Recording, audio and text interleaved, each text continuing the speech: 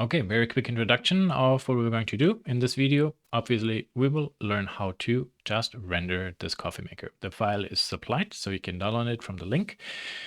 In this video, we will actually rebuild 3 environments: a white, then this colored gradient backdrop, and a black reflective and blurry backdrop. In addition, we will, by studying these reference images, try to figure out how can we set up all the individual lights to recreate the reflections on it. Then we will take a look at and learn how we can make nice looking metal, including the environmental reflections and reflection boards. And for the plastic in this exercise, we will look into how can we create a material that is quite, how could I say that, quite bumpy, but not 100% sandblasted bumpy, more actually having kind of like a plateau look. And I will introduce you to how to use the noise texture together with the gradient and other interesting tricks. Very good. Yeah, that's kind of all. So let's get going. Before we get started in Blender, let's take a look at the desired outcome. Here are 3 renderings I did. They look pretty nice. Well, obviously, I did it. So what can we learn actually from these 3 images? If we compare them, we can see one is on a white, that's and a diffuse background, then a gradient background with a nice reflection, that's also clean, and then on a black background with a blurry, subtle reflection. When we take a look at the coffee maker, we can also see that the coffee maker is slightly rotated. That makes everything look less static, a little bit more dynamic. And where it really is interesting is when we pay attention to how the handle actually feels in each rendering. The lighting is actually the same for each rendering. But by changing the environment and the backdrop, you can see how different everything works. Pay attention to the handle on the black backdrop. Here, this reflection of a light source at the cap works really well. On the white backdrop, it is there, but because of color contrast and the way how our eyes see it, we don't see it as much. Further also, let's take a look at the metal. The metal looks pretty nice. And metal is actually very easy to do. It's essentially, it's a nice reflective metallic shader and that's it. But to make chrome, polished steel, etc. look good, we need to have an environment. Number 1 mistake a lot of beginners do is they make a surface metallic, but then they forget that in reality, objects exist inside an environment. As you can see here, I put in an environment. So we have the backdrop that's being reflected, and then the light sources, which then create these very interesting bands. And that is kind of like then this color information on the steel that gives us the feeling of, oh, sweet, this is steel. Talking about lights, also quite interesting. We can see there's something on top, left and right, kind of like vertical lights. And then there are these thin strips too. So I will talk about why and how we position these lights and how they will help giving more information to the design, because we're really sculpting the 3-dimensional look actually with the position of lights. The lights should not be distracting, but we also need to have some sort of reflection on the body, so the object doesn't look super boring. Very good. Okay, with all that covered, we will also look into a more advanced plastic material. Let's get going. So here we are in Blender.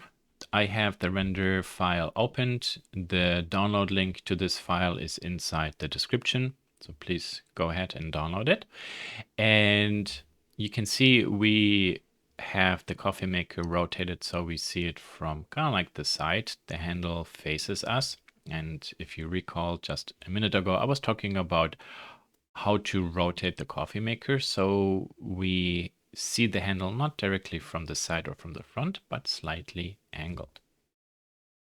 I don't have any camera here yet, so I don't know how this might look.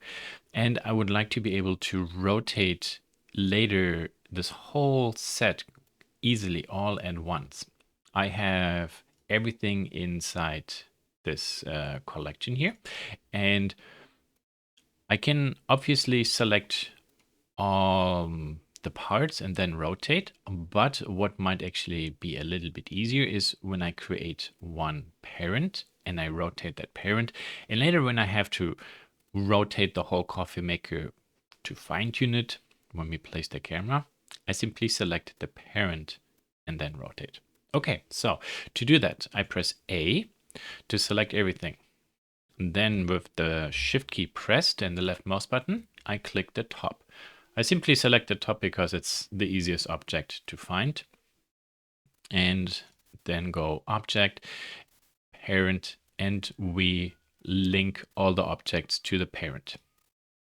So now when I click the parent and I press N for the transform panel, here now I can very easily rotate it. And you see, super easy. And when I click this, it doesn't say any rotation, which is true because the object actually doesn't have any rotation. It's a child. It just follows what the parent does. There. And you see, this is actually super easy to do. So maybe from this view, we can go to something like 60. You see, I see this part of the handle and the sides. Very good. Then we can set up our backdrop. I zoom out a little bit, rotate my view, go to the top view. One thing I would like to point out, when I zoom in and zoom out, pay attention to how the grid changes. Also here now it says meter, centimeters, millimeters. Pretty cool, no? This is actually super handy in Blender that the grid automatically updates. I would like also here the unit systems to be just in centimeters. That works much easier. And since we're on the properties, let's set this to white and then we set this to 0. So we create a white world, but we turn the light off. So essentially it will be black. Okay, very good. So the camera will be at the bottom looking that way. So let's add then the backdrop to make sure, just in case somebody moved that 3D cursor, so Shift S, cursor to the world origin. And then we go to add mesh plane.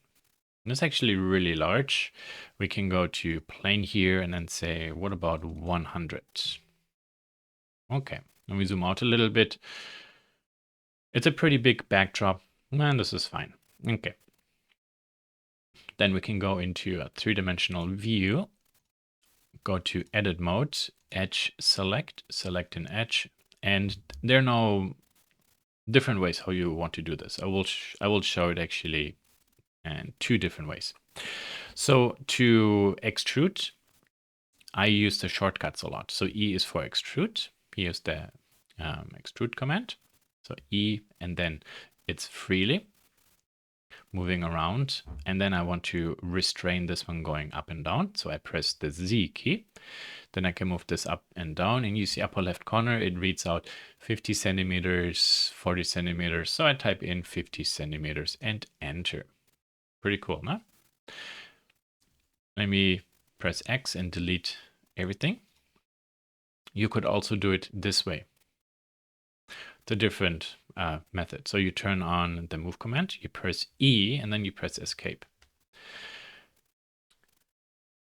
And what happened is, you see we have now the extrusion, but by pressing escape after I pressed E, it stays where it is. And then if I go to this view, you see how I have the grid. I can turn on grid snapping and absolute grid snapping, so it snaps really to the grid. And when I drag this up and hold Control, you see how it snaps to the grid. And this basically only works when we are in really orthographic views. When we are in perspective views, the, oh, interesting. It does work to the, it works. Oh, yo. Oh yeah, but you see the grid is really large. We want this to snap to the smaller grid elements. So you see like perspective and orthographic has a different grid scale. But also here, when I go to the front, you see it's actually very easy this way to work clean with dimensions or the grid if you want to do that by moving this around. And I'm holding the control key all the time. Or you can also turn this on, then you don't have to hold the control key, but it's just a permanent snapping. Very good. Okay, so this maybe looks good. If we go to the top view, Alt click, so Alt left click on this edge, we can then maybe move this one grid left and Alt click and then hold the control key and move this to the right. So I make this bigger. Very good. When I leave the object mode now you see how big the object is. We would like to have a nice rounded corner. We go to modifier and this is maybe fine. 10 again. Let's go to wireframe. This kind of looks boring to me. This is circular. This is fine. Nothing wrong with it. It's just visually not attractive. So I go to profile and change the shape to 0.6. You see then this way I can flatten or I can extend the rounding. This actually is much nicer. It's a slower transition from a flat into the curved into the flat surface. Very good. Okay. We can adjust also the size of the rounding just via the modifier. That's actually the really nice part about these modifiers. I don't physically manipulate or change the geometry because if I model something, it's done. And the modifiers can be turned on off. We can even remove them anyway. Then the last step to do, you see there are these facets with the object selected, shade smooth. There we are. Cool. Okay. So with the backdrop done, we can now add the camera. So we go add and camera. The camera we can rotate 0, 0, 0. Then we know along the x-axis, let's rotate this up. I don't know yet how much, 90%, 90 degrees. Particularly here, we would like to use a tilt shift. We don't want the coffee maker to perspectively foreshorten. So to maybe now take a look at everything, I will do the following. I will click and drag this one down, or let's go the other way, right click and then split horizontal. You see, you can, when you go to these corners here, there the cursor turns into a plus. We can also then drag based on the direction I go, slice the interface, or I can always join them afterwards, or just use the cursor to do it. Sorry, not the cursor, the right mouse button menu. Okay, so here in this view, we will go into the camera. Then we can press N and actually even T, minimize this. So we really make everything nice and small. We can go to the dimensions.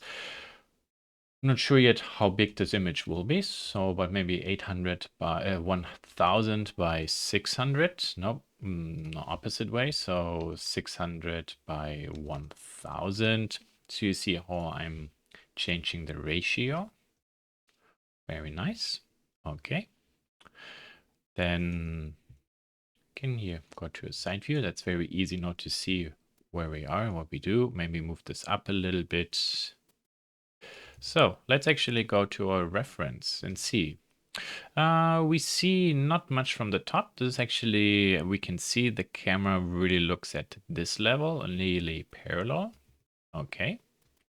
So when I move the camera further up and then with the camera selected, I do a tilt shift. You can see how I actually look more down while actually looking forward. For this shot and the reference, it looks we are more here. Okay, we can get a little bit closer.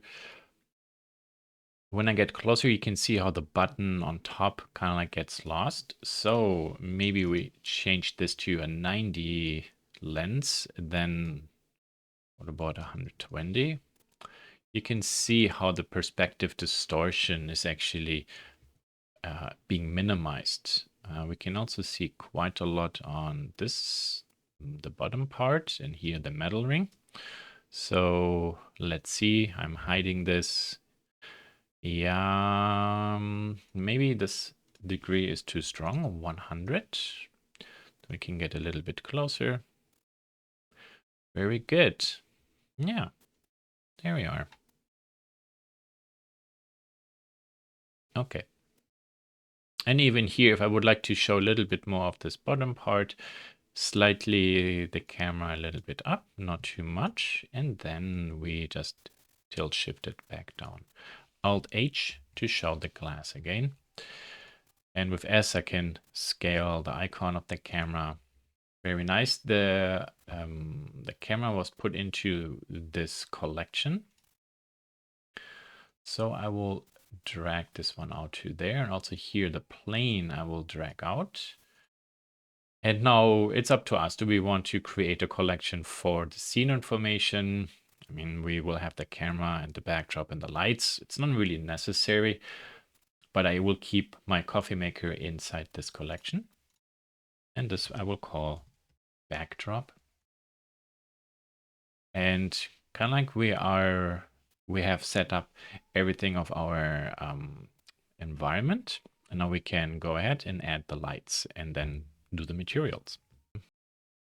Now we can set up the lights. Before we do that, let's take a look at this reference image again. So we see on top, left and right, and in the back.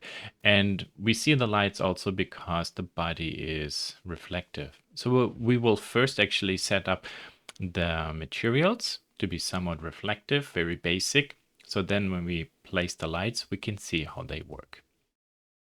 Okay, so we can click this material here. I will switch this to shader editor. Mouse wheel zoom in a little bit and then very quickly adjust the values here. So you see these are all shared. These are different materials. You see this here.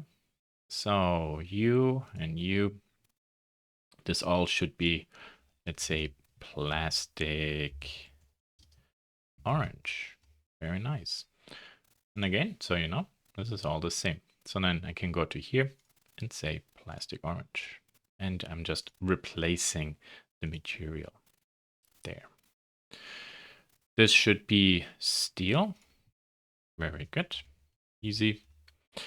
And we know this is metallic. Same with this band here. There's steel. And there we have some feet at the bottom.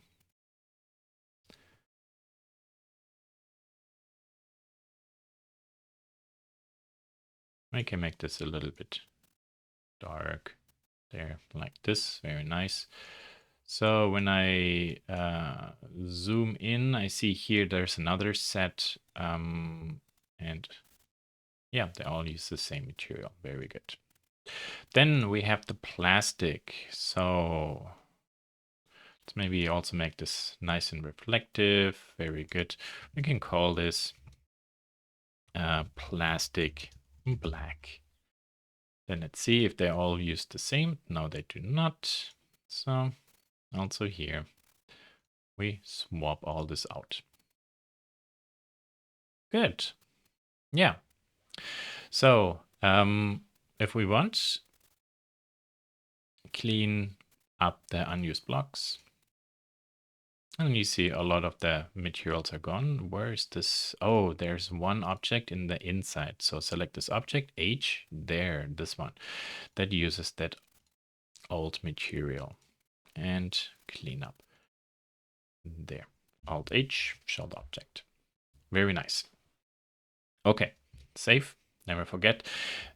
Now we have the basic material set up. We can also go to the floor, give this a material floor. This should first be white. So specularity down. Very good. Now we can place the lights, and we will start with the top one. Shift S, cursor to the world origin to make sure we are going to insert the light directly above. There is the light. In the camera here, I will zoom in a little bit, and then maybe a little bit more. Was it Control B? Yeah, with Control B, you see I'm drawing this rectangle. And when I do a rendering, only inside, yeah, switch to cycles, only inside this rectangle is the rendering taking place. Okay, very good. The reason why we did this, so when we render, only what we are interested in is being calculated, so we make the rendering actually run faster. Now I can move this slide up. I will bring the slide to here, nice and high, just on purpose. We switched the render engine to cycles, and there we are, pretty cool. Now when I move this one down, now we can see how the light is getting closer, further away. Let's take a look at the material. We have to set this to be specular. There's now the reflection. So when we move the light really far away, you can see how small the reflection gets. Also how weaker the light, and when we get closer, how bigger the reflection gets and how stronger the illumination. Now take a look at the reflection. You see it looks like a complete band around. If we take a look at this here, we can see actually the edges of the light body. So that tells us in the rendering I did before, this light is much smaller. Okay, so let's say 20 or 30. Now, because this is a smaller light surface, you see it completely washes out, overburns the object. Why is this happening? So this whole area emits 10 watts of light, if we want to call it this way. But now it's very focused, so it's really bright. If we make this 2 meters, it's 10 watts spread over this area. So it's weaker. So that's a very easy way to think about this. And to adjust this, well, we just have to adjust the light power, maybe 1. Now, when I zoom in a little bit, there I can see how small this is. So maybe 20 centimeters is too small. What about 30? There it's getting a little bit bigger. What about I move this further up, further down? What about a little forwards or backwards? You see how I'm moving the light source actually. 40. And let's take a look at that reference again. Okay, it goes down a little bit. 50. Yeah, it's getting bigger, and maybe. So there are multiple ways now how we can achieve this, and the size and the position and the watts. So it's not like one only final solution you have to punch in and you get it. Basically, I can move this further away, then I have to make it stronger and bigger, because you can see how small this is. I can move this closer, then I might have to adjust the scale and make the light also weaker. Okay, anyway, let's keep it there for right now. And the light is actually added to this collection. That's not what I want. So let's drag this out. When I click the collections, you see when I add the light now, this will be added to the scene collection and not inside this Braun collection. This area light, let's call this area top, so we know what it is. Let's add another light. So Shift A or add light area. There you see now, there it is. And we call this one area left. Can move this one up, move this, move this up, and then I move this one over. We need to rotate it. So here I press N, and this is, yeah, Y, so minus 90. Very good. Oh, look at that. All the light comes from the left side. And when I take a look at the object from here, from the side, I switch into wireframe mode so I can better see where the light is in relationship to the body. And let's look at the reflection. Also here on top, how high it gets. You see it stops actually down there. And in my rendering, it nearly falls over there. So this means this light is actually too high. When I move this one down, you see how the light reflection moves up and down. Okay. But now we can see this light is also really way too big. It's a square. Let's turn this into a rectangle. And I will center this first, maybe here, and then adjust the height and adjust the width. And you see by making this a nice strip, I get a really bright highlight. And making it wider, I get kind of like a wider reflection. I move this one up a little bit. Let's pay attention to at the bottom. Yeah, then we have something there. Okay.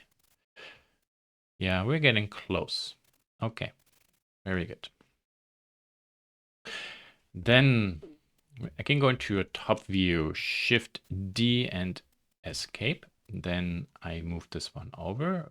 I'm trying to use the grid to space this out evenly, or when this is along the x-axis minus 40, then this should be 40, and the rotation, this was actually minus 90. So this is then 90, so I'm rotating it that way. Okay, the light strength is also really strong. Let's call this one right. 2 watts. 2 watts. Okay. Ah, much better. Cool. Check out how this nicely is sculpting the body. So with body, I mean how it's illuminating the object when we started dimming this one light. And the other light sources are nice and strong. Okay, cool.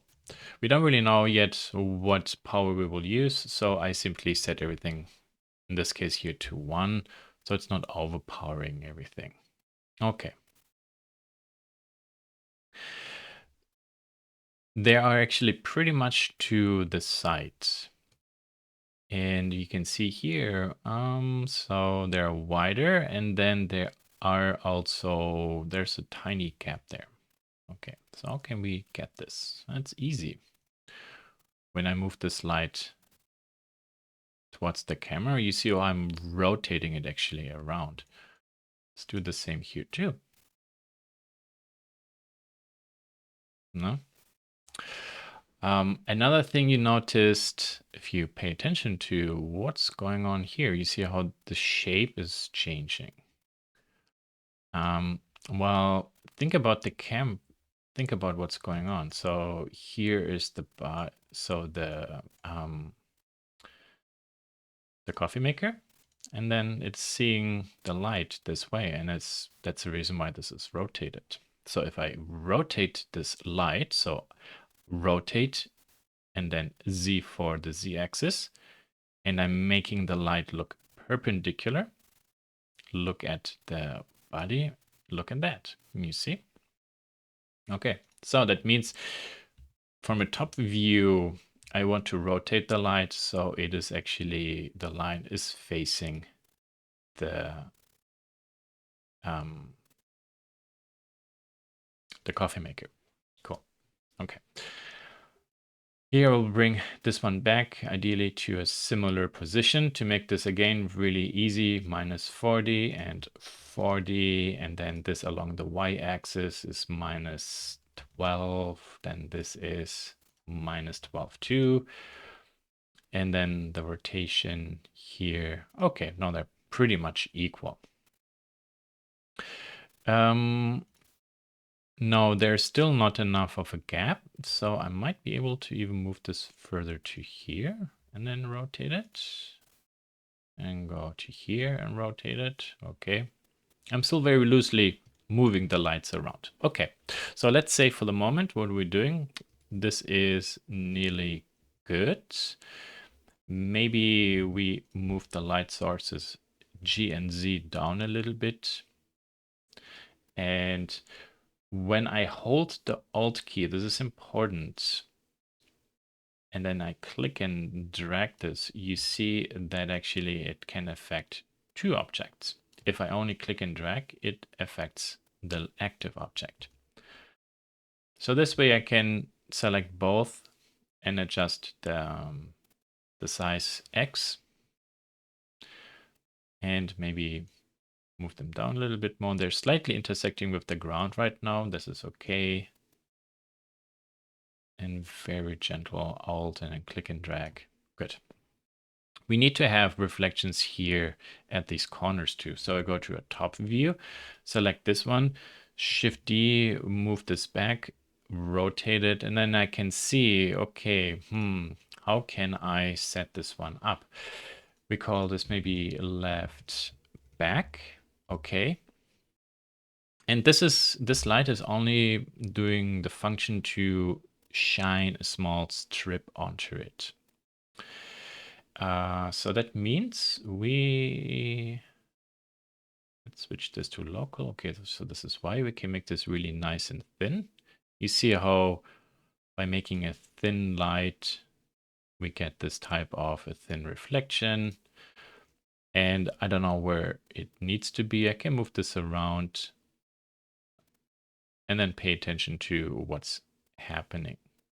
If I move it actually behind the coffee maker, the light shines on the coffee maker based on how I rotate it, and I get a really beautiful rim right on the edge. If I move this a little bit further away and rotate it too, if I zoom in, there you can see there's a tiny gap. No? Strength is too much, 0.5, 0.1. We need to soften this right now. Okay, let's take a look. Now we're getting closer. The light is actually smaller in the back, so maybe make this 30, 32. Okay, very good. Then we can do the same quickly. Shift D, move it to here and rotate it, plus minus, and then I move this around till this looks maybe equal. Yeah, so that's actually, as you can see, not really very complicated. We call this one then right back. And there are all our lights. Very nice. You can select the backdrop and maybe turn roughness down, specularity up. So maybe take a look how this feels. What about we make this a black one and a little bit of a roughness? Okay, yeah, now we can see how this works. Okay, yeah. So basic lights are set up. Now the question is, what do we do next? We can actually fine tune the materials and then fine tune the lights for the renderings. That kind of makes sense. We could also fine tune the lights and then do the materials. It doesn't necessarily matter much, but I think at this point, going in and adjusting the materials first makes a little bit more sense. because then when we adjust the lights, we can really focus on illuminating our materials and our product well. Never forget, Control S to save. Very good. So the materials. Let's actually, before we get going, go to color management. And inside the render properties, go to filmic and set the look maybe to a medium high contrast. You see then the colors actually feel a little bit different, or high contrast, up to you. And there. Okay. Now, I can zoom in a little bit more. And it's up to us now how do we want to work? Do we just want to zoom in into individual areas? That is fine.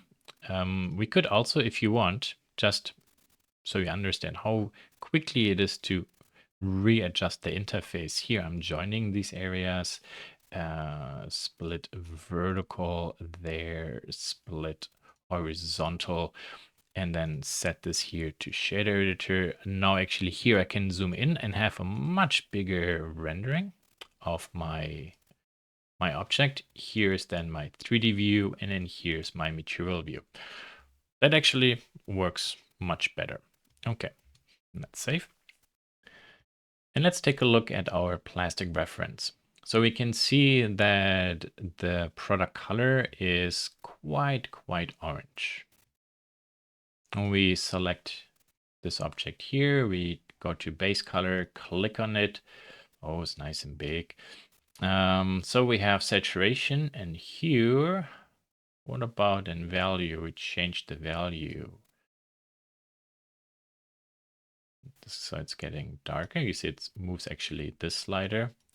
Saturation, then the strength of the color.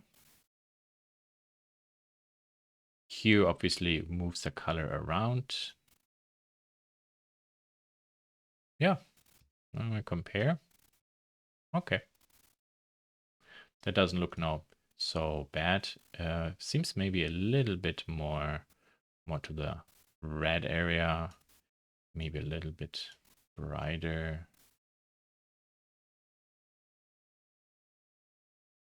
Okay, good. The plastic for the orange is pretty easy to do. Now we can work with the specularity to make sure how strong of a reflection do we actually want to have on it, and how much do we want this to be blurry. Now, you do not want to set a plastic to 0 roughness, because the surface can't be perfect. There are bumps, small structures to it. Even with a car looks super polished, but if you go closely and take a look at the car paint, you will see there is a little bit of bumpiness and such to it. So a tick of roughness, even if it's just a small notch, helps preventing these reflections of the lights to be razor sharp and crisp. That adds a nice tick of realism to it. And then with the specularity, this is now to judge how strong would we like this reflection to be. In the reference here, we can see they're actually quite strong. Okay, so let me put them to here. Very good. Okay, nice. Let's take a look at the metal. The metal is actually pretty good. Also here, a little bit of a reflection really helps making this to look less computer generated. Very good. We have glass here. It has a base color and a tint. So how do we turn this into glass? We simply turn transmission on. And when we set alpha down or up, now we can see how actually this can work. If we set this to there, then it's transparent, so it's nice and clean. But is glass always really super transparent?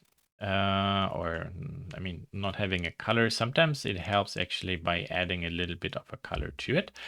I'm reversing the slides because I wanted to show you also a different way how to make a glass. You can go to Add, then Shader, and then you go use Glass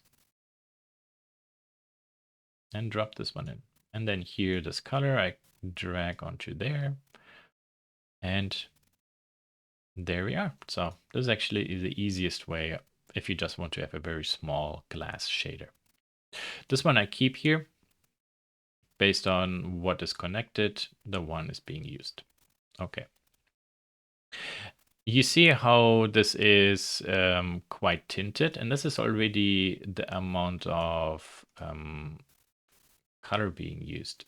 So if I change the saturation, you can see how the glass gets pretty, no, it's kind of grayish because set the value here to 1. Now it's nice and clean. Otherwise it was kind of like smoky. And then we can figure out the tinting. Dragging this on the color wheel is very tricky to make fine adjustments, why I think I really like the H, S, and V sliders. With the color wheel, I can easily pick the color, so the hue, and then with the slider, I go back and adjust the strength. And you see here even a very tiny value, 0.03 or 4, adds a little bit of color. So you notice something there is happening. Okay, cool. Then let's select the plastic. Here things will get a little bit more interesting. So we would like to texture this and create a nice plastic material. Let's save. And to roughen up this surface, we can add a roughness to it. And that makes everything look like it's super satin polished, sorry, not polished, sandblasted. With the color, I can darken this more, very good. Do I want this to be more reflective or less reflective? It's really up for us to decide. And if I zoom out now, you can see that we can create kind of like a nice structured plastic from a distance. But if we zoom in, then now we'll see, well, this is too uniform. And I would like at this level now to see that there's a microscopic and less microscopic, so bigger scaled texture on it. So let's turn roughness off for the moment, because the roughness is basically a slider that artificially blurs the reflection to give us the illusion of a surface structure. But now we're going to put that surface structure actually in. So add, and I will use then texture coordinates. We use this one to generate, think about like a 3-dimensional scale for the material to flow over our 3D object. Then add, and we go and use the noise texture. Object scale to vector. We can go vector to here. Very good. I will turn reflectivity off for the moment, and then the scale 500. There, we see this now much better. Okay, now here's an interesting tip. I zoom in now, and let's take a look at what the noise here all does. So we have scale. Obviously, that makes the size of this texture bigger or smaller. Then we have detail and roughness. If I set roughness to 0, you see how smooth this looks. Detail to 0 or 10. Doesn't really show much, but the roughness is actually really interesting. Now it looks actually much more like a stone. But if I set this to 0, this looks more like blotches, which are kind of like very fluid. We also have the distortion. It's also quite fun to play with. Looks like oil color or interesting details. So I will set this to 0, detail to 0, the scale at 500. I will leave it at that right now so you see where it is. Okay. And again, why do we use actually this coordinate system? You see this is a scale for the texture, and it's kind of stretched here a little bit, but if I put the object in, let's say this way, the software now better understands how to flow uniformly this 3D texture over this 3D body.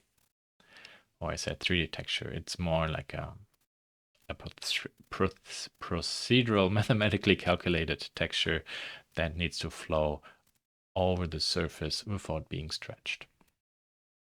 Okay. 2000, is this maybe a good detail? We don't know yet. Maybe we'll keep it at this. Okay, so now we figured out kind of like the scale. I will set reflectivity back, so I have a nice reflection, and now we put in our next building block, so a bump mapping. The factor goes into the height, so for the height is kind of like up and down, literally height. For simulating valleys and hills, and then the normal goes into normal, and then there now we can see how this bump effect creates like highlights and shadows, and this looks like a three-dimensional surface. 0.1 to limit the strength, 0.01 to limit this even more. Now it looks kind of like wavy. It's actually quite nice how blotchy this looks. Now the next trick is actually quite interesting. I will change the bump to 0.1 on purpose to make this a little bit bigger. And what I would like to do is I would like to create islands of bumps. So think about it, you have a flat surface, and then we take a pen and draw dots over it. And where the dot is, we want kind of like a bump to pop up. So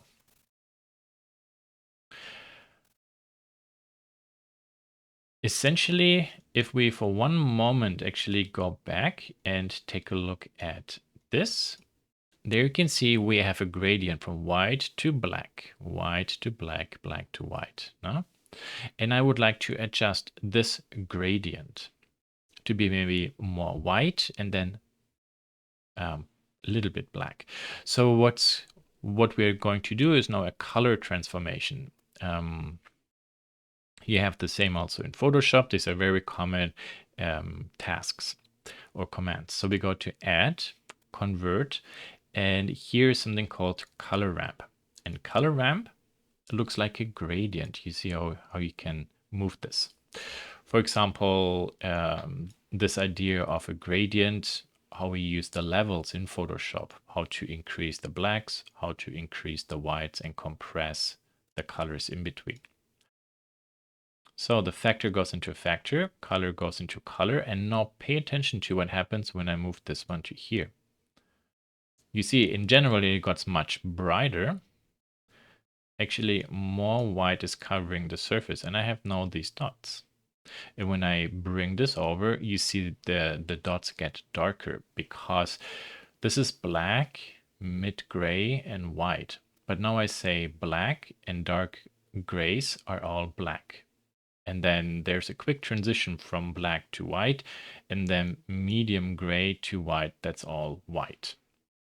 Cool. Okay, so this is actually what I would like to use for here. And look at that. You see how we now have a much bigger flat reflection, and then there are actually these bumps. Now the tricky thing is to figure out, okay, are they actually pushed in or do they actually come out? There's a very easy way. We could flip the position of these points, but essentially we want to invert it. Is there an invert function somewhere? Color, yeah, invert. And then we drag this one to here. So now we have a slider. Version A, version B. And this actually looks more, the bumps are pushed in, and this looks more the bumps are coming out of the surface. And maybe here's strength 0.5. Can make this stronger. Okay. When I zoom in more, let me try to see where can I find a good example. Yeah, maybe here. So there and there. So pay attention to what's happening here. You see this is kind of flat. I'm actually creating a plateau. Think about it, there's a hill, and now I'm taking a planer and I'm shaving all the hills to be at the same height. So this is the valley, then comes the slope, and then these are the plateaus. Maybe actually from this view, this looks easier. You see this is nice and round, and then there it's flatter. Yeah, and that's actually how you can create this very typical plastic look you see on a lot of products. Take a camera and take a photo, and then you will see actually that it's not just, how can I say that, a lot of round bumps, but they're actually more flat. Now with the position of these two sliders, I can specify more how big are the valleys, how big are the plateaus, so the space between them. And then ultimately with the slide, with the value for scale here, I can adjust now the size of the bump.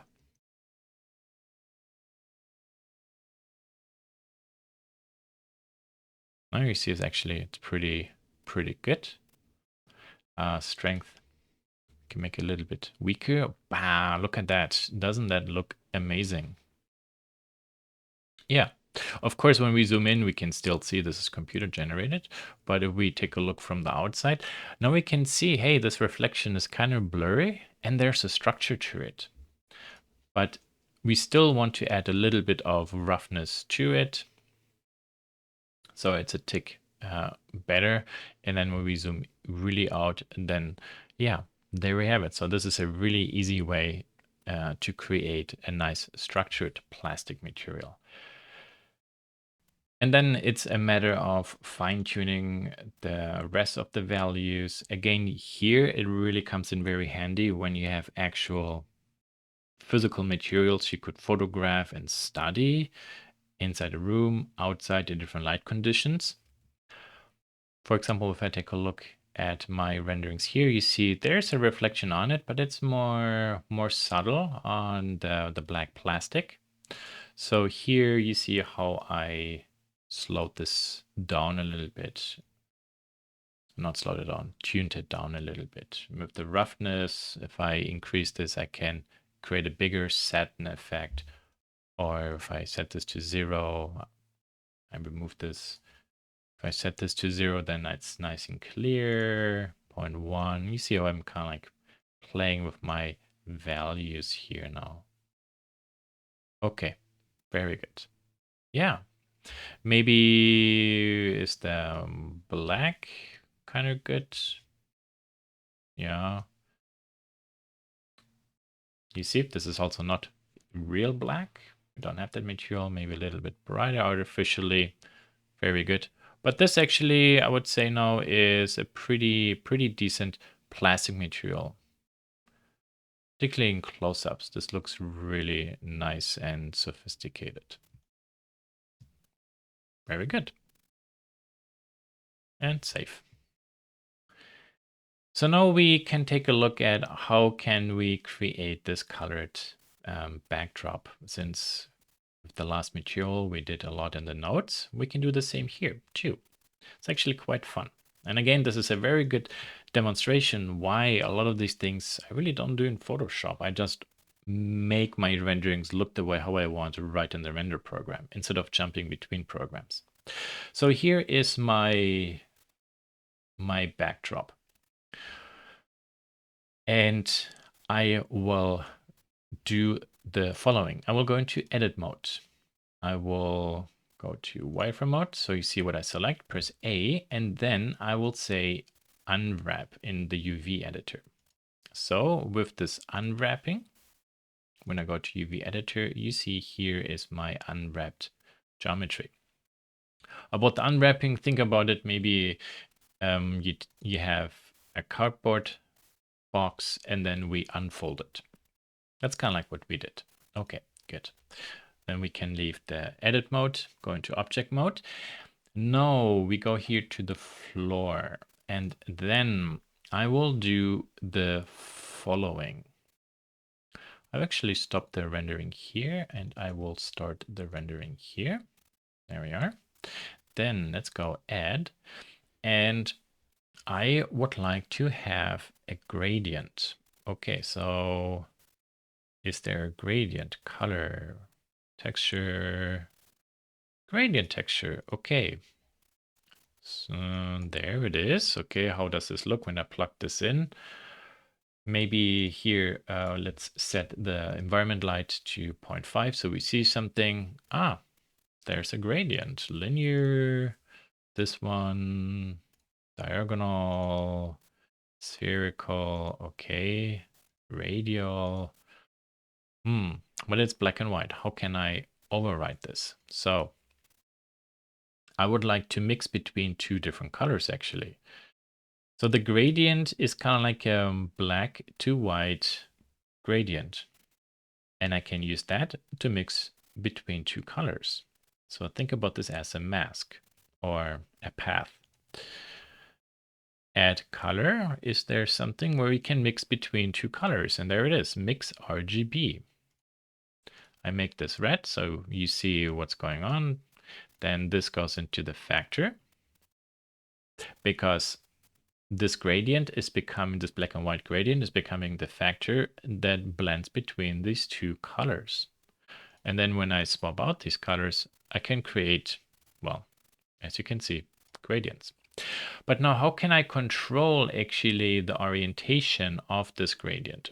And this is where, actually I will do this quickly here, the UV mapping comes in very handy. Go into edit mode, there's my UV map, press A, and when I rotate this one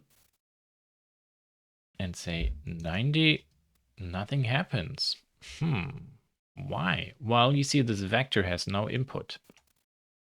So when I go to input and texture coordinate and say, hey, use the UV coordinate system, there we are. So when I rotate this around, you can see how the gradient, moves around. The minus 90, this is what we had before. The gradient goes left to right. But I want to go up and down. So I need to rotate this correctly. So you see like black to white, red to white, and oh no, my mouse is actually flipping a little bit. So when I rotate it this way, I type in 90 and enter. I pressed R for the rotate. You see how from the right black to the, the left black to the right white over the mesh. This blends now, and then it's using this gradient to mix between these two colors. I center this a little bit because this is also important where this mesh is, because this is kind of like the gradient, and now I say from the left to the right of this gradient, perfectly position my mesh on it. If I move this one down, now this rectangle rather only gets the last of the gradient, because again, this is black to white, or with this mix, this is red to white. Got it? Okay. So somewhat closely centered, doesn't have to be super perfect. There we are. Okay, and then this UV unwrapping, now this is basically what does the trick for us. It copies this unwrapping as a 2D coordinate system. Okay, so now how can I bring actually this color further down? I'm not doing this in here while I could. I could actually G and X and move this around. By the way, if I want to, that's one way. Again, this is kind of like the midpoint of the mix between red and white, but we do this more in here. And we use this color ramp again. So again, we have a gradient. And then I say, well, more black at the beginning, which means more red is the result. And I can bring this back and just play around. You see how this helps. So let me explain again one more time what's happening here. So we have a gradient, black to white, flows over it. Then we clamp the values and say, at the beginning, just have black, black, black, black, and then it switches to black to gray and white, and then white, white, white. So this translated over here is it starts black, black, black, black, then comes the change to white, and then it's only white. If I only want to have a little bit of white at the end, well, this goes to there and this goes to there. You see? So it's a very simple logic. And with this, it's much nicer to change the blend. I can also make a nice and sharp blend, which is why I don't mess with here. I mess with this color ramp. Cool. So there we have this really interesting color. Maybe something like this. Here now we can switch back to the viewpoint, turn off the rendering. Let's exit the editor, go into rendering, and then we can play with the value and the hue, and for example, theme this a little bit more. If I make this too bright, or I can make this bright. Looks like, reminds me of Hawaii, I don't know why. But this is the render result is more actually pretty desaturated, so less saturation.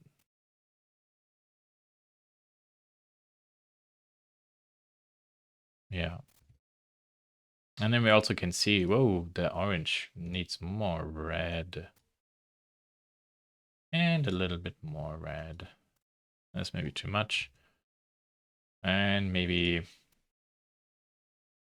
there, tick more. Okay, yeah. To make then the backdrop nice and reflective, flop, reflectivity on, and there we have it on there.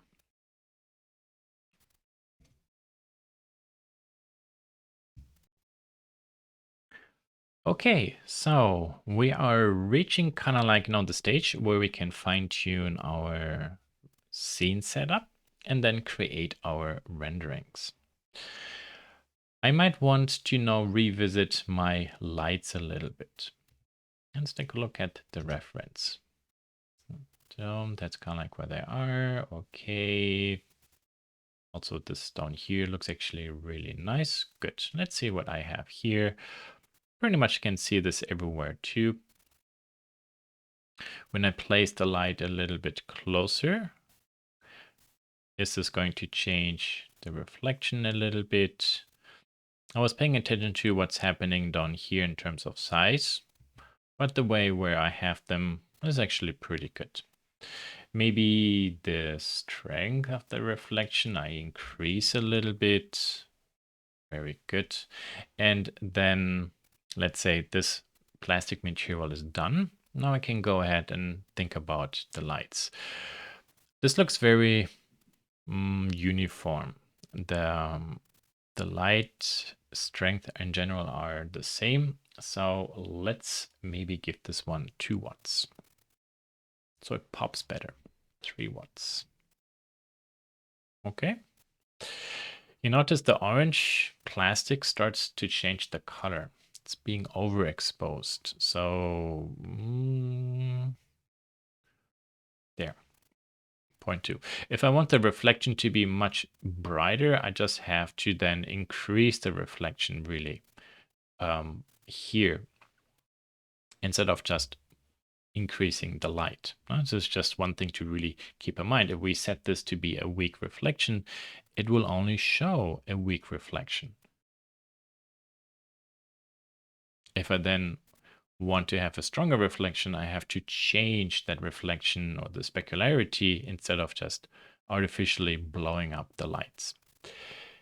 These rim lights can actually be quite nice. So 0.5, definitely way too strong. They're distracting. They're really burning. 0.15. Yeah, okay. This one here, we make 1.5. So it's a little bit weaker than the left light. 3, yeah, 2.5. And what do we have here? Also 0.2. Okay, very good. And then we have the one on top. 2. Okay, yeah. Good. So let's say the lights are kind of like fine-tuned, and we will set everything back here to 0, and we now are ready to do our renderings. I would like, since it is in chronological order, do the white rendering first. Okay, good. So here's my backdrop, and I just would like to have a basic white backdrop. There's a floor material, very good. And I will do the following. Let's go to Add and Shader, and I will use Diffuse there and drop this one in. And set this to white. So what this basically did is it removed this material definition and currently just uses this material definition or shader. So just a diffuse is a basic flat material. Okay, I can, if I want to, let's see what happens when I increase this to 1. It adds a lot more light. Now this is not very good, but 0.1 to brighten everything up a little bit. It's also interesting for what's happening with the metal. 0 and 0.1. You see here in the black, it gets bright when I zoom in, because this is the color of the environment. So 0.05 makes it less pitch black, so computer black, but more a room black. That's okay. Good. Here, what do we have there? Okay, so this reflection on this part looks a little bit funny. But if we zoom in here, we can see, I can see the plastic part. So the material is fine. Unfortunately, this ring reflects a lot of this ground plane, which makes this not look so interesting. Let's take a look here. Look at that. How do we get this effect back? Okay, let's go back to here. Edit mode, edge select this edge and maybe bring this back. Oh, what's happening? You see there, we're bringing this back a little bit.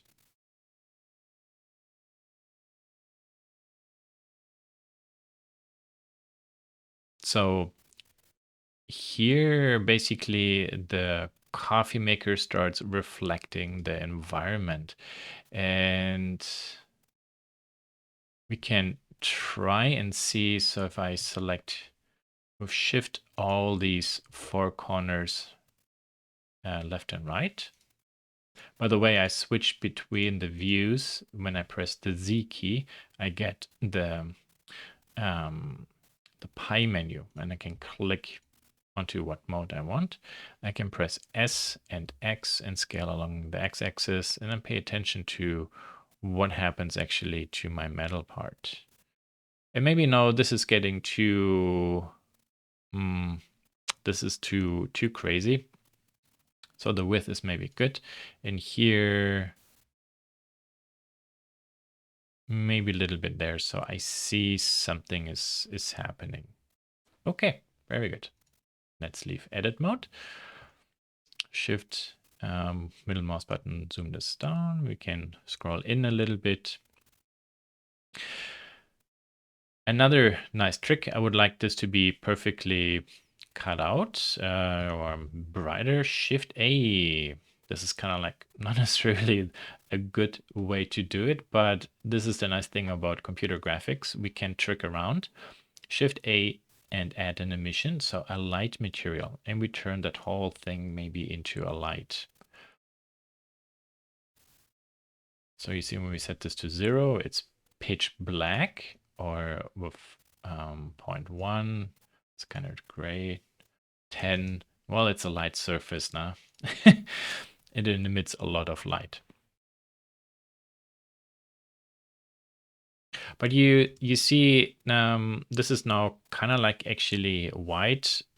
It blocks everything out, but because it's emitting light, it does actually also reflect on the surface. Okay.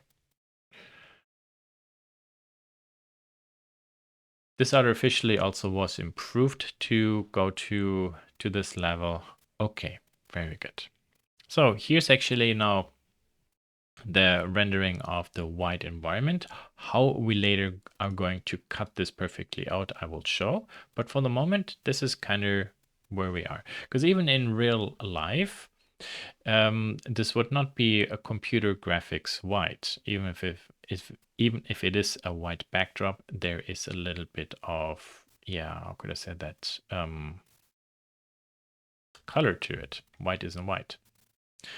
And I could, in this case only, if I want, maybe add a little bit of here and maybe 0.5 and see how I brighten this up.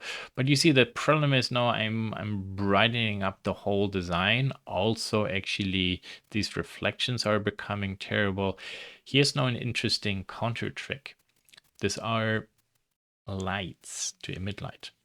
And for the reflections to have something better, I can add reflection boards. So Shift A, plane, RX and 90, enter. I move this one back, maybe to behind the camera. Okay, and then this object I make, so you see what's going on, I make this red. There you can see this in the reflection. And when I make this one pitch black, there I have this back, you see?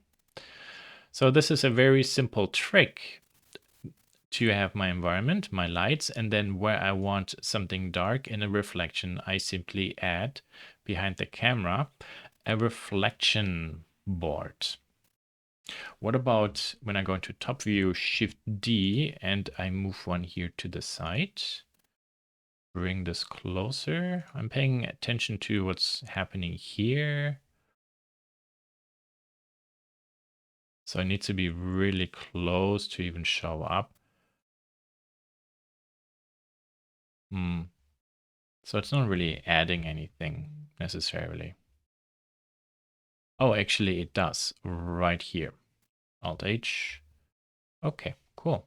So maybe I can very loosely position them, clean up the rotation, and then Shift D, bring one over maybe to the other side. And then here, these three I put into a collection, and maybe I call this black box or black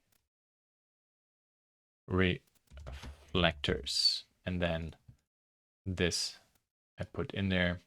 Let's turn all this on so I can turn them on and off, or also for the rendering, completely ignore that they're not being rendered.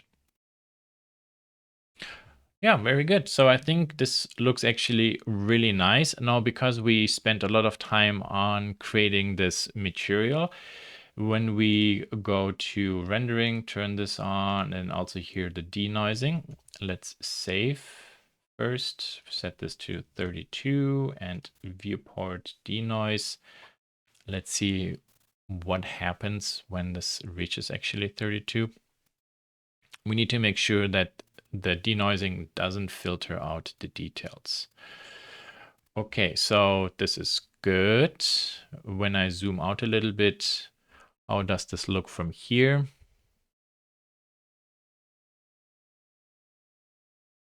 Just a moment. And yeah, there you can see it filters out a lot of the noise. The glass here, etc., looks really good. So the problem is the denoising from that distance is too much. The reason why I point this out is this rendering now, when we do a final rendering, will take a little bit longer. I'm not going to record this for the whole time. But I will need to figure out now what level of value that will be.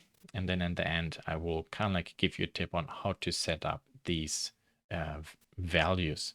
But as you can see for where we are right now, this is actually pretty cool. I set this, you saw for the viewport already to 10. Maybe even here we can set this to 10. So when we do a quick rendering, that looks nice and clean.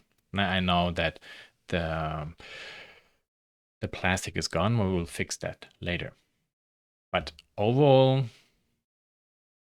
the product looks good. Say to create now the black version for the backdrop and the environment, quite easy. We turn this off so it doesn't show up in the rendering. Then we will change the light here to 0. And we will select the backdrop. And then we go add shader and principled BSDF. That's another building block. And this I drag in here, set this to artificially black. And then I have my roughness, my specularity, and then with this I can play with, well, how much of a reflection do I want? How rough should the reflection be? Yeah, no, it doesn't look too bad. Maybe a tick too strong in terms of reflection. There we are. Okay, very nice. And in case you had eagle eyes, let's turn this one off. What's going on here in the background? That is actually our light here. So we can try to move this around. Move this one up. But you see, yeah, it always shows up there. There are ways to not show this up in reflections, but then it wouldn't show up here either. So yeah, what do we do here? Two options. And this is unfortunately now a limit of, well, math. This surface is reflective, so it shows the light also because based on where the camera is. No,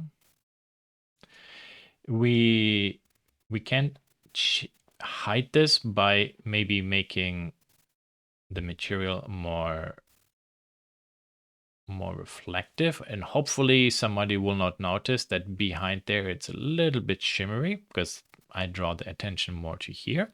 Maybe that could work.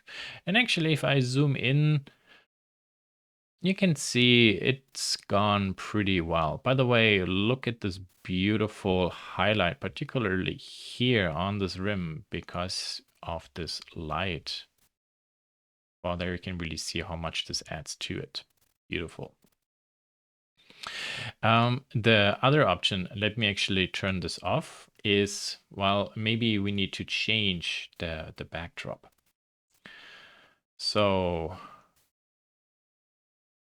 when we make this bigger, look at that. It's actually gone. Yeah, this is really good. So that's fantastic. Yeah, that's it. I was thinking maybe I need to change also the position here. There you can see how it shows all the other lights. Looks like disco. There we are. And this really did the job. Then leave edit mode, lower Ah, interesting. It's still a little bit there, but not as strong. Cool. Zip. Maybe the camera I move back a little bit. I would like to see more also of this ground here.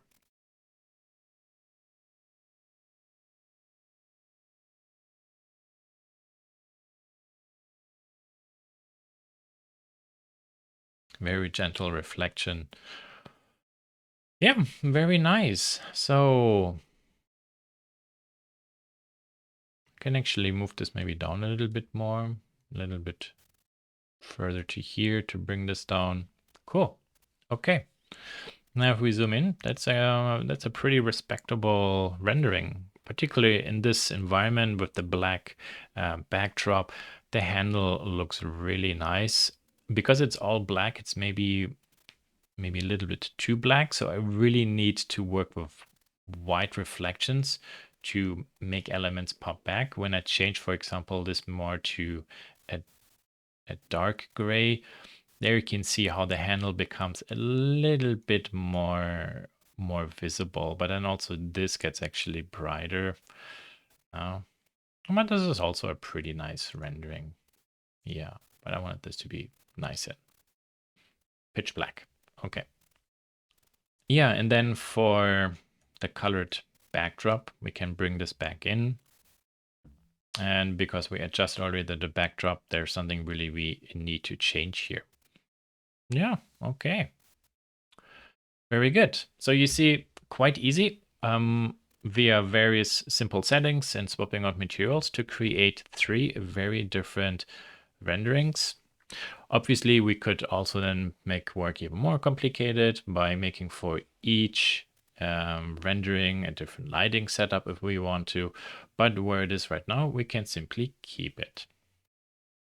Before we now do the rendering, we want to place the Braun logo on the coffee maker.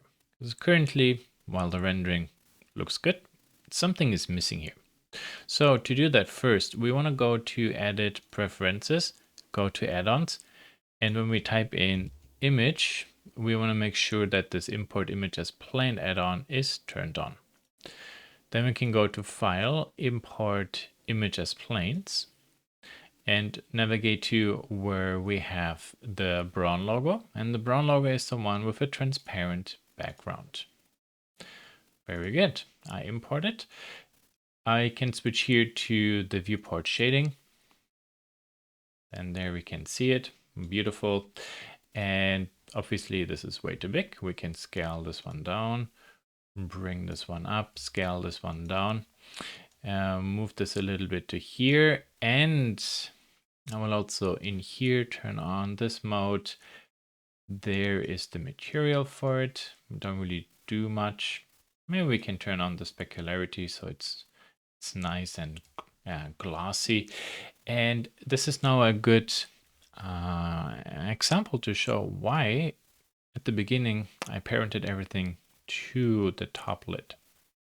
So this was rotated 60 degrees. I set this to 0 and now it is rotated to the original position, which makes it now very easy to take this logo and position it onto our product. Before we do this, however, I'm going to this mode right now. I will bring this closer to there. And now I would like to take a look at how big is actually the piece. Okay. Yeah, there's a little bit of a notch.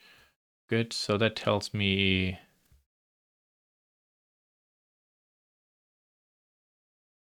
this is maybe the size of the logo.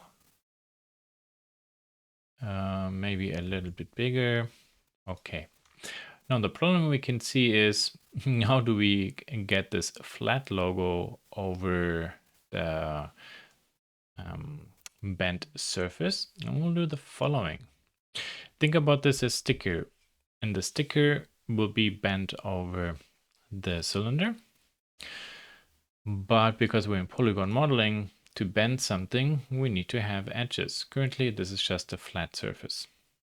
When I press Ctrl R and move my mouse over the this horizontal edge, you see there's a yellow line.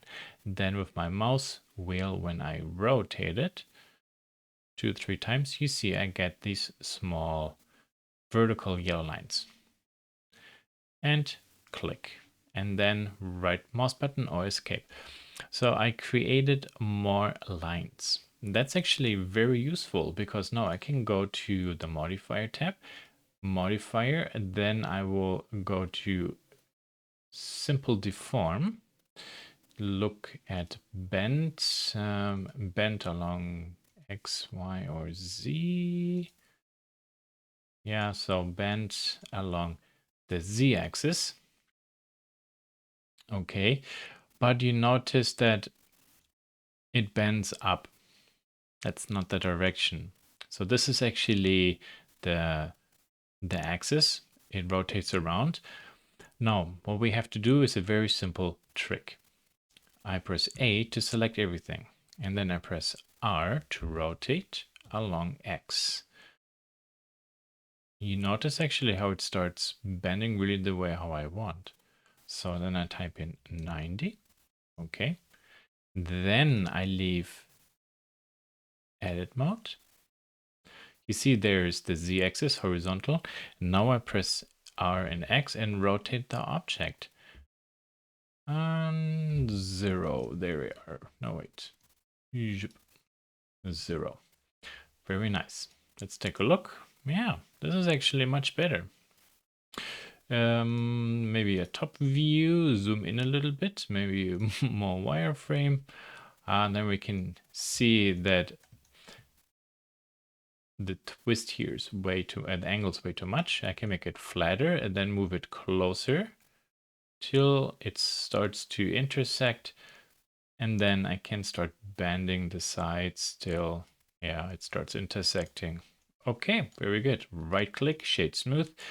Then I shift click the top and say parent object. Now this label got parented to the this top part. And when we rotate this 60 degrees, there we are. Now we have the Braun logo positioned correctly, and it bends or folds, flows over the surface correctly. Very good. That wasn't too complicated. Finally, we can do the rendering. In this video, I will give you a few tips about good render strategies. Basically, that means understanding what we want to render, the details of these materials, and how can we render them fast with beautiful quality. So let's take a look at what we have first. We go to the render properties, and we're using cycles. Samples for the viewport is 10, and we have the viewport denoiser turned on. And the denoiser, as you can see, once this reaches 10 samples, the denoiser kicks in and cleans up all the, well, the noise. Also here behind the metal, or between the metal and the glass, this denoising works wonderfully, but when we take a look at the plastic, we notice that a lot of the details are gone, which is terrible. And when we zoom in a lot, it's actually better. So what's happening here is the bump mapping structure at this resolution already the denoiser understands as part of the texture and not just part of the grain the denoiser is supposed to get rid of. When I zoom out a little bit more, when you pay attention to, you can start noticing that in some areas like here, it started to filter out already. Here it's okay, but you can see something is problematic. So this is one problem to face when we work with the denoiser. Traditionally, the way how we did renderings before we had the denoiser, we just let this cook between 100, 200, 1000, 2000 samples, and so forth. I will set this here for the moment to just 1000. So you can see how this gets cleaner and cleaner and cleaner and cleaner. But it's a matter of how much time do you have. The render engine in general is pretty fast, particularly with the new version of Blender coming out. The render times are even much faster. And if you don't make an image that is too big, the renderings really may take 1 or 2 minutes. But still, it's really good to understand what is going on there. And you see it's getting cleaner and cleaner and cleaner. No? Okay. But we want to figure out what are now good settings. Okay. So I will set this to 10. Very nice. And 100 is fine. Maybe, let's say 200 samples. Image size, we go here with 100. Very good. And then let's actually hit render. Then the engine starts rendering tile by tile. We see up here a projected time, 1 minute, 10 seconds so far passed. So that's actually not too slow. And while this continues rendering, we are at a view of 1:1. And when I take a look at the backdrop, I can see some grain. Again, now we don't have the denoiser turned on. If I take a look at the handle and zoom in, I can see some color dots here, and that's actually reflection from the blue glass. Particularly at this view, this looks really terrible. Okay, so this was now 42 seconds. Let's go to render slot number 1. And we will maybe say 400. And then let's render this.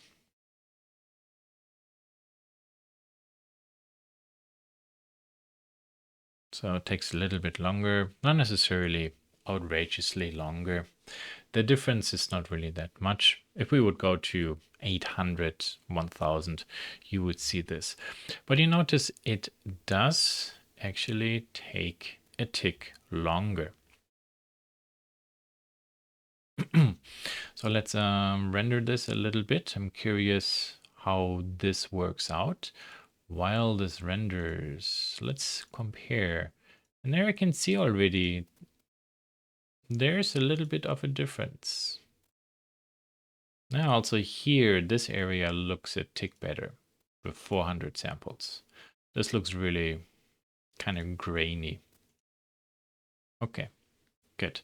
So we now, yeah, with 400 samples, actually, this starts to look better. What's the projected time? 14 more seconds. Okay, let's finish this. So we had 1 minute and maybe 1 minute 30. The first rendering was just 42 seconds. Now, so 40 more seconds. Yeah, so now it was double the time.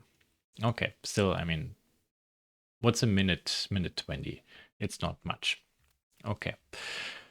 So let's say this is the size of the image we want to render. Here comes the interesting trick and observation now. So here's 100 pixels size now. And I will go to render layer 3 now. And set this back to 100. Okay.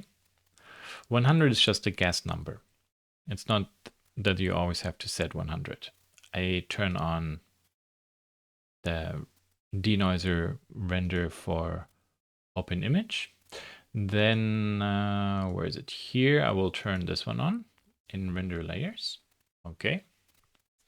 And let's hit render.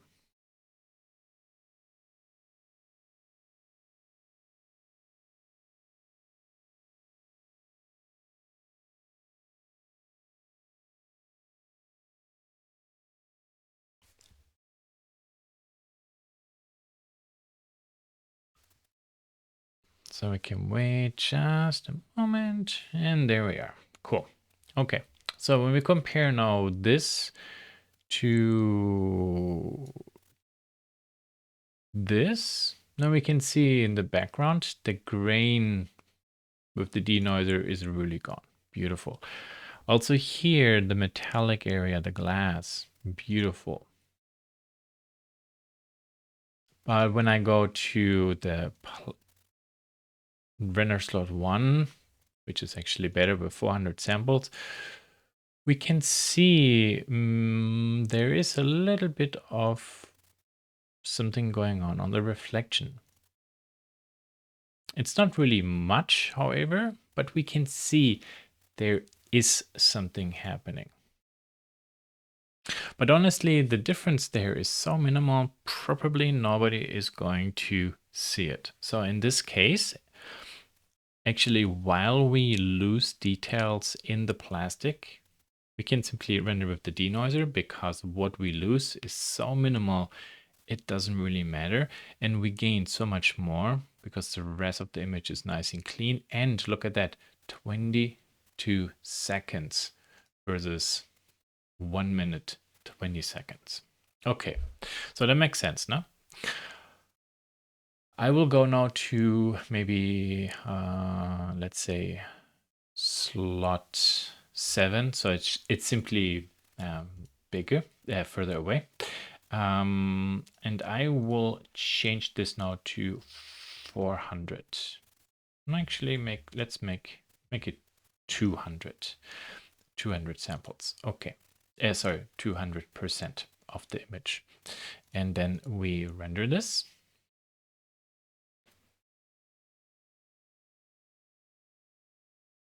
Because now the image is bigger, that means can we actually see a difference? And because the image is bigger, there are more pixels, we can see more of the plastic surface. And you can see quite nicely how from this distance or with this image size, we can see more of the structure of the plastic. And the denoiser, yeah, really removes that a lot. But this is fine. Now we let this cook for a moment. And then I will show you how do we get the bump mapping back into that plastic.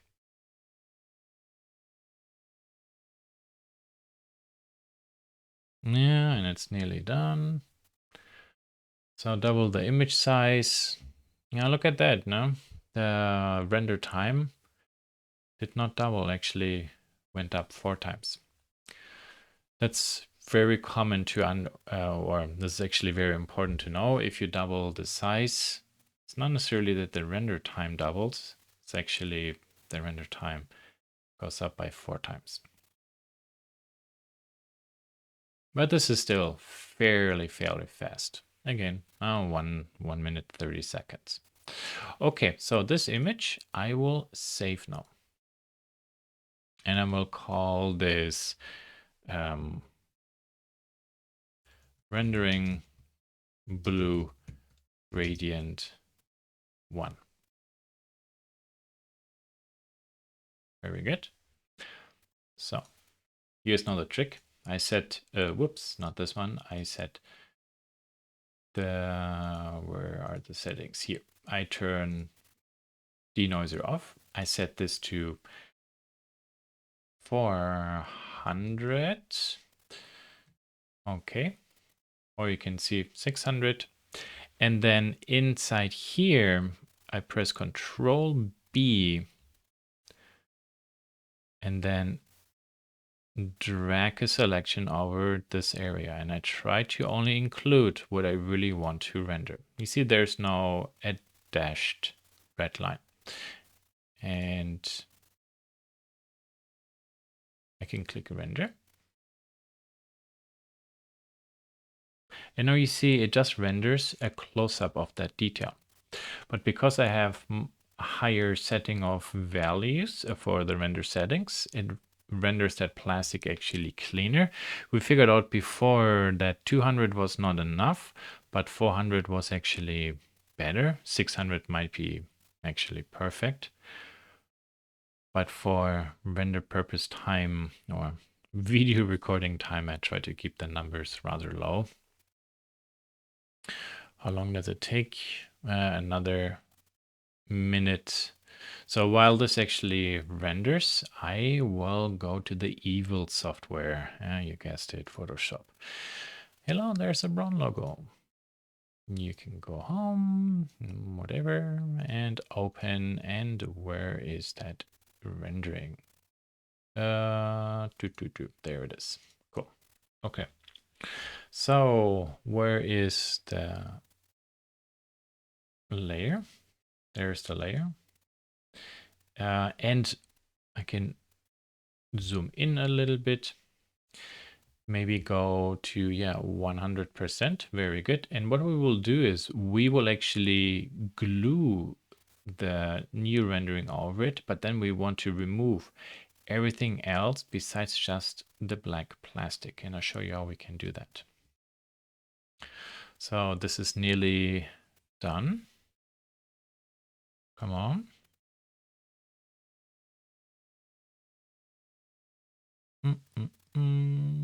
There we are.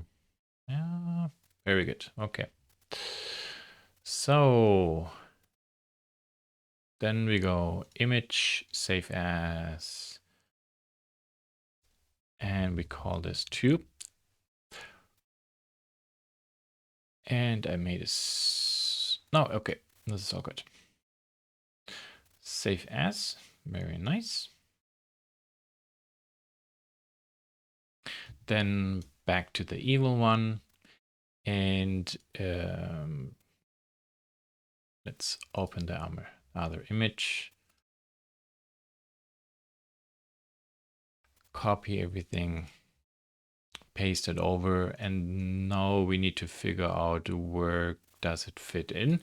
Very easy way is we make this one element transparent.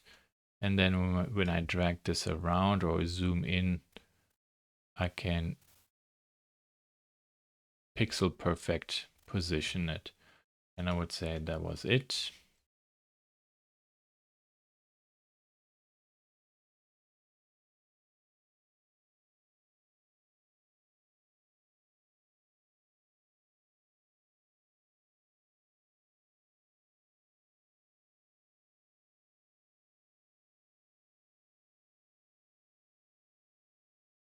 Yeah, there we are.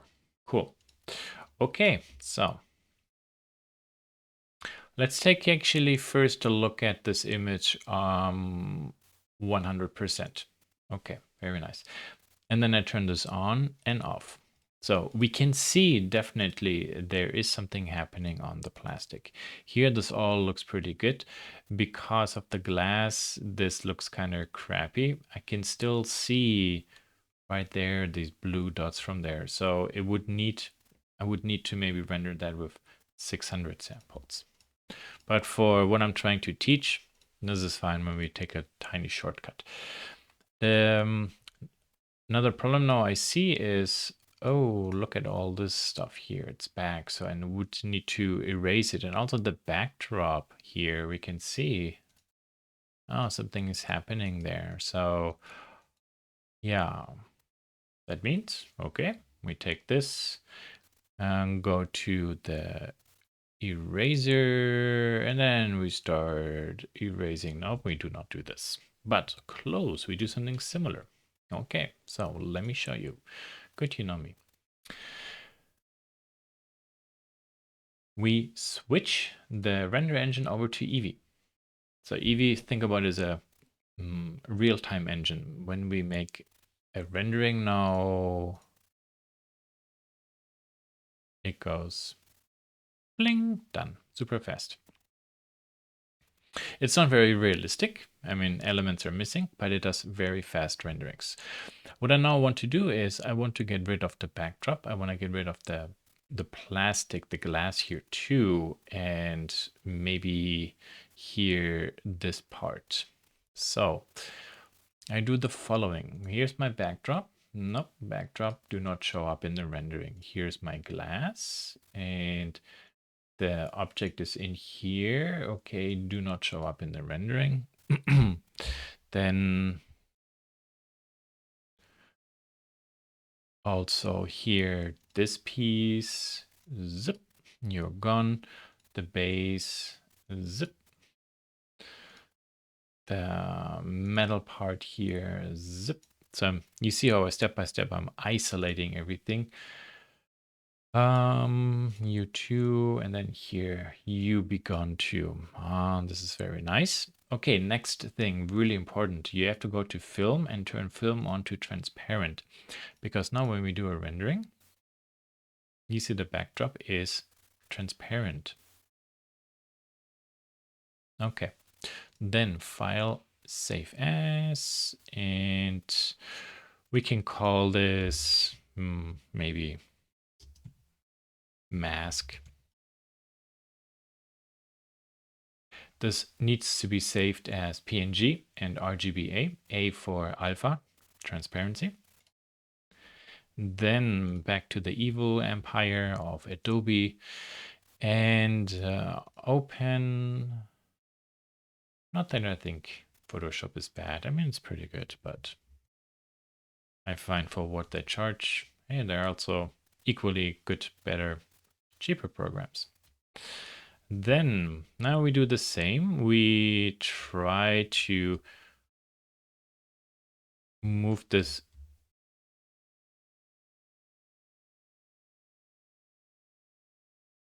into the position that seems to be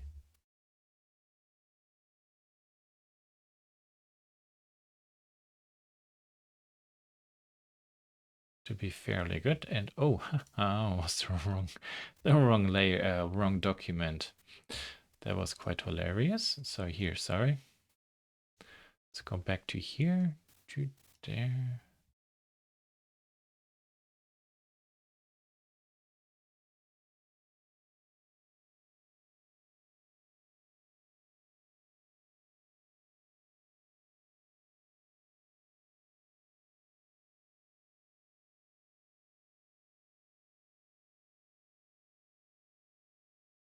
Yeah, okay.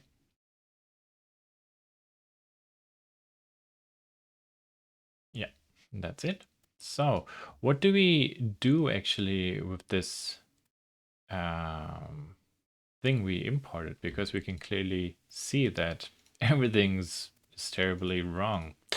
So we do the following. With this layer on a Mac, it's the Command key, and I think on Windows it's either Controller or the Alt key, and I click. And when I press the Command or Apple key, you see how the cursor changes. And it has the selection tool. If I now click, it creates a selection of what's inside this layer. And then I can select this layer and then click down here. Or right click and say, in Pixelmator, for example, it has the add mask, but this is the common icon for add mask. Click. And you see now this mask trims out all the rest. That's pretty good. Now, if I want to be super perfect and not on the image, but inside the mask, I go ahead, use the brush tool and the paint tool, and I start painting. And then I will very carefully paint this away. All the students who do have an iPad and a Mac, and your Mac, now you could actually connect the iPad via Sidecar and do all that stuff on the iPad with the pencil, which is perfect. Because with the mouse, that is doable, but if you do this a whole day, it's very straining on your hand. There we are. So let's take a look. Now you see how this blends over. I actually didn't do this super clean, but this is sufficient. And now I can go ahead and do the same here. So a little bit down there. You see? And here, clean this up. This goes fairly fast.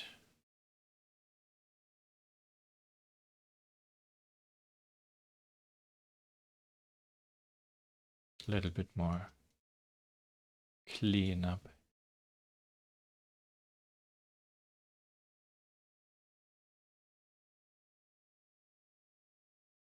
Turning the background layer off also helps really understanding where we want to erase.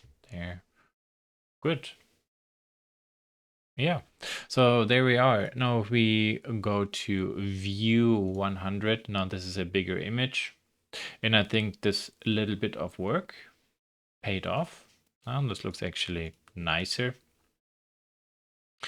And this is a very common process of when the rendering does not work out for rendering everything the way you want, but we want certain parts to be rendered at a different sample level or a different quality level. Then we render like one big image and then composite later other render elements or regions over it, and then use this process of making very quick kind of like 3D screenshots to generate then masks, so we can cut out and key out the more refined rendering regions and then composite overlay them over the other rendering.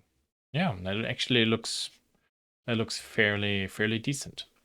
Yeah, this whole thing, then file, export as PNG or JPEG, or save it as a Photoshop file for yourself. For the submission, JPEG is perfectly fine. And yeah, that pretty much is really everything. Awesome.